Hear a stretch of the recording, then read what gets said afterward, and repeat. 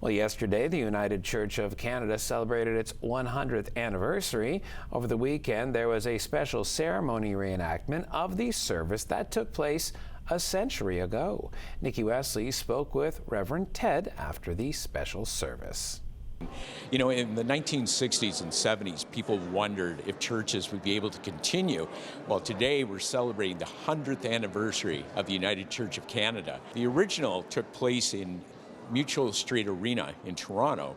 During that initial ceremony, there were 8,000 congregants present. To celebrate the 100th anniversary, the 8 United Churches of Oakville gathered at Glen Abbey United Church for the ceremonial service. It felt like Christmas Eve and maybe even better. And to hear their voices during the singing, it was wonderful. In fact, 4 of the 8 United Churches of Oakville held services before 1925, and all 4 had Methodist roots. Well, there used to be all the separate churches, and sometimes when they were expanding into Western Canada, you might get a town with only 50 people in it, and they'd have 4 churches, and of course you couldn't have very many people in each church. So they started talking about combining and working together. And so before, there were Methodist churches, Presbyterian, Congregationalists.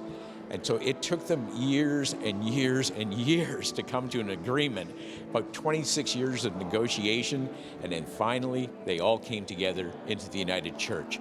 Now, about 30% of Presbyterians didn't. That's why you still see Presbyterian churches today. But it's also the reason that sometimes you'll see 2 United Churches on the same street.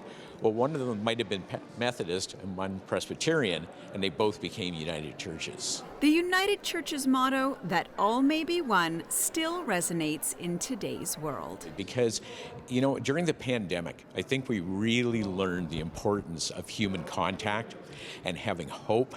And these are things that there's a lot of people that don't have out there.